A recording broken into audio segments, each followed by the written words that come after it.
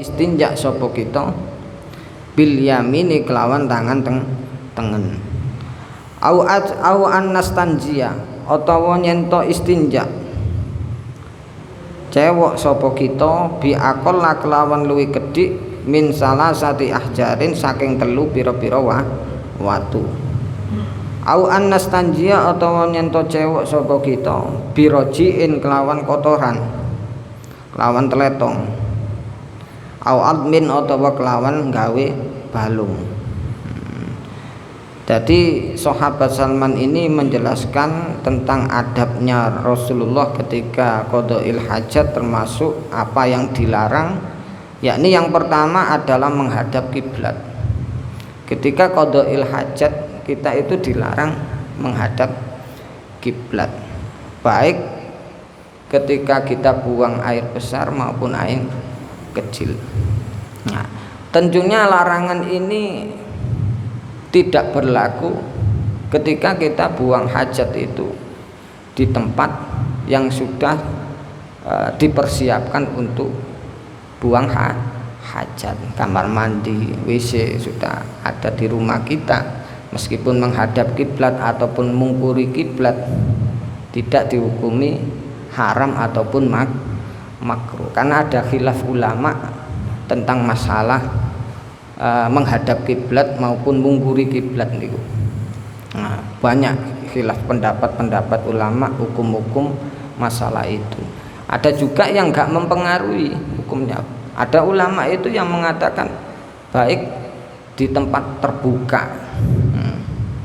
Nah, kita qada'il hajat di tempat terbuka, ada satirnya, ada penghalangnya, terus memenuhi syarat, itu juga makruh. Bahkan ada yang mengatakan haram, baik di lapangan maupun di rumah kita atau di WC yang sudah dipersiapkan untuk qada'il hajat. Itu ada yang memutlakkan kalau menghadap kiblat atau mengkuri kiblat.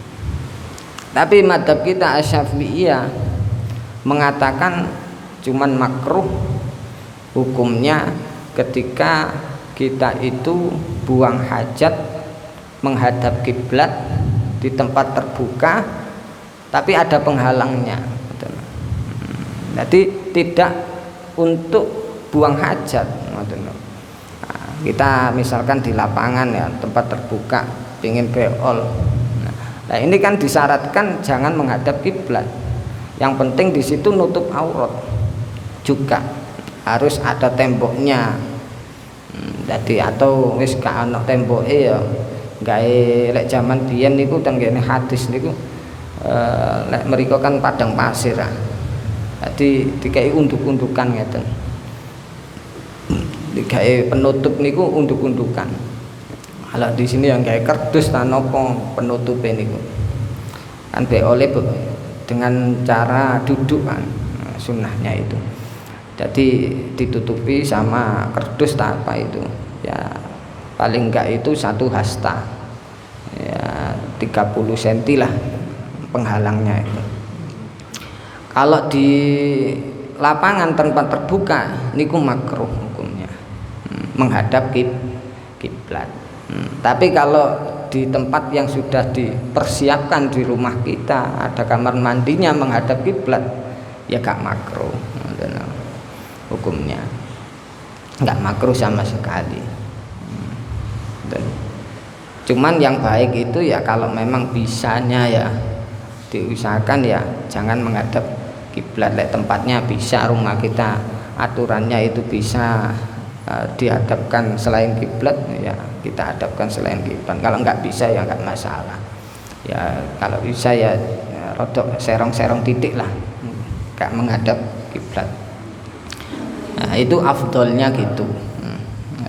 Tapi kalaupun menghadap kiblat nggak masalah, nggak sampai makruh hukumnya, ataupun khilaful aula enggak.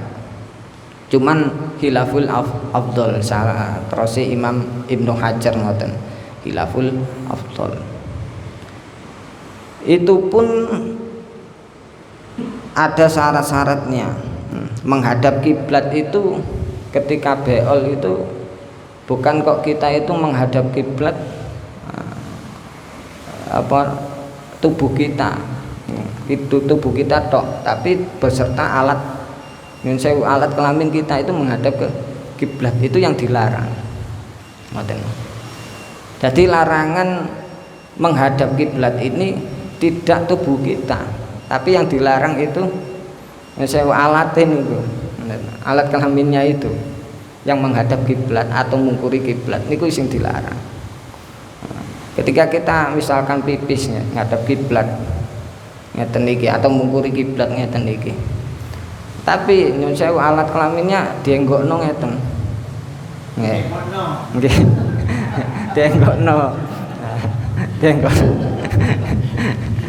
niku enak lek bapak-bapak nggih iso menggok. Dadi dienggokno ngeten niku gak termasuk menghadap kiblat, ngoten. Gak kena hukum makruh. Jadi makruh itu ketika alatnya ini yang menghadap kiblat. Meskipun kita itu menghadap selatan, nggak menghadap kiblat, tapi senjata ini menghadap kiblat ya nggak boleh. Nunjuk-nunjuk kiblat nggak boleh. Karena kiblat itu tempat yang sangat mulia. Nanti ngoten. Iku wonten hadis niku. Hadis riwayate Sayyidah Aisyah. Sayyidah Aisyah niku wadul dan Rasulullah bertanya pada Rasulullah, Rasulullah ini loh sahabat ketika buang hajat mereka gak mau menghadap kiblat. Ketika buang hajat gak mau gak mau menghadap kiblat karena ada larangan Rasulullah itu tadi menghadap kiblat. Akhirnya dijelaskan sama Rasulullah, gak gitu maksudnya menghadap kiblat itu fahawil alaihi furujahu. Jadi disuruh jangan menghadap kiblatnya itu farjinya. Meskipun kita tubuh kita menghadap kiblat, usahakan kalau memang gak bisa ya tempatnya ya wis farjine mawon dienggokno niku atau dierongno titik. Dan juga ketidakmakruhan kita menghadap kiblat di tempat yang sudah diperuntukkan untuk buang hajat. Niku enggak makruh. Itu juga berdasarkan hadis. Hadis diriwayatkan oleh sahabat Ibnu Umar.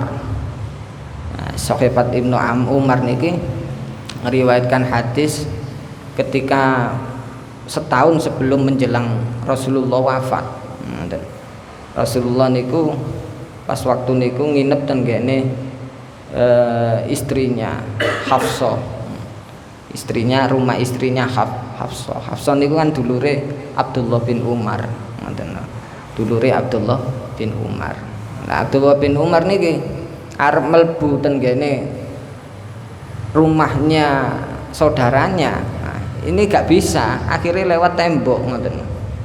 Manjat tembok lah, ketepaan pas waktu manjat tembok itu kelihatan Rasulullah di kamar mandi sedang pipis tapi menghadap kiblat ngoten. Di tempat kamar mandi niku tapi menghadap kiblat. Akhirnya dari hadisnya sahabat Abdullah bin Umar ini bahwasanya perintah untuk atau larangan tidak menghadap kiblat itu ketika di tempat terbuka. Kalau di tempat yang sudah diperuntukkan untuk buang hajat ya gak masalah menghadap kiblat. Terus di dalam hadis terusannya niku walis sab'ati lan iku tetep kedua Imam Sab'ah. Ini semuanya Imam Bukhari, Imam Muslim.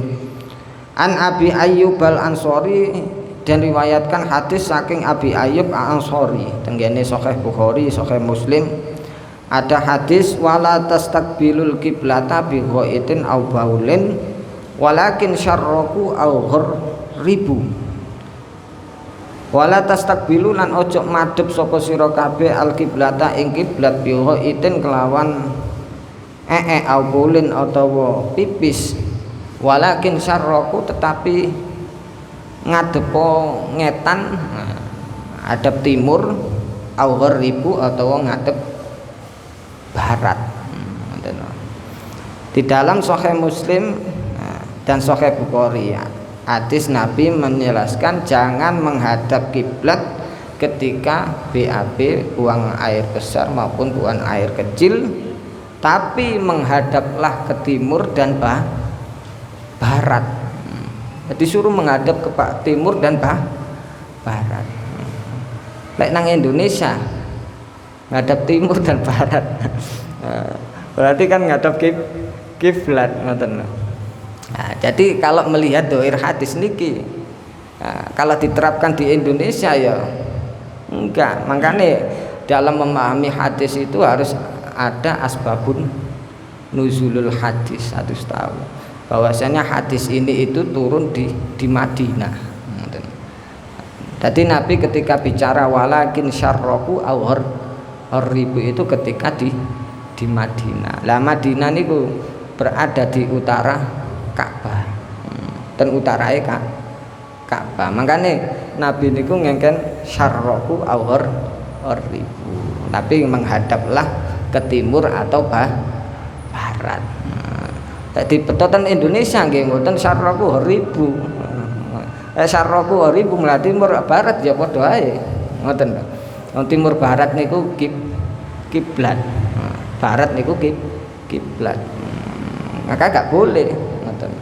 Makanya harus tahu asbabun nuzulul hadis ini. Kalau di Indonesia ya berarti gak syarraku tapi menghadaplah ke utara dan selatan. Jadi hadis niki asbabul wurudnya ada di Madinah. Ketika Nabi menyuruh menghadap ke timur dan kiblat itu ketika berada di Madinah, dan Madinah berada di sebelah utara kota Mekah.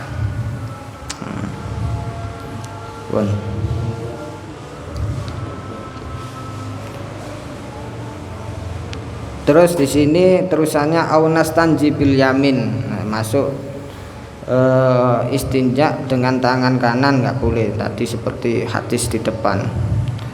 Larangan Nabi juga anastanji bi aqalla min salasati ahjar, istinja atau cewok ketika nggak ada air, kalau pakai batu ya minimal itu nggak boleh sedikit dari 3 batu. Minimal 3 batu atau 3 tisu lah saiki. Man tisune rada tebel. Lek nggae batu minimal 3 batu, enggak boleh 1 batu. Tapi lek 1 batu pucukane telu, niku sama halnya dengan 3 batu. Maksudnya pucuke segitiga ngeten lho. Dadi lek damel cewek kan saged damel apa pucuk sebelah mriki nanti 3 kali. Jadi minimal 3 kali kalau pakai batu. Dan juga nggak boleh pakai kotoran, rojik niku kotoran, teletong ngoten niku. Au admin atau balung.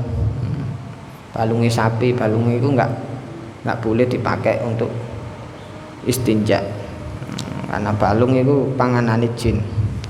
Nggih, panganane jin. Ini nggak boleh. Nah ini wala bi'atmin li'annahu mat'umul jin. Karena balung niku adalah mat'umul jin, makanan jin. Nggak boleh. Nggih sampeyan dan mawon. Pek wonten sing ditanyakan.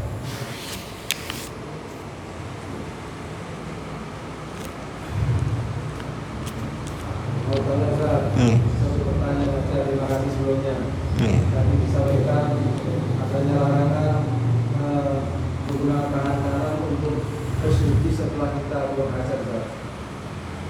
Pertanyaan saya, ketika ada orang istilahnya kidal, tangan kidal, itu apakah memenuhi syarat?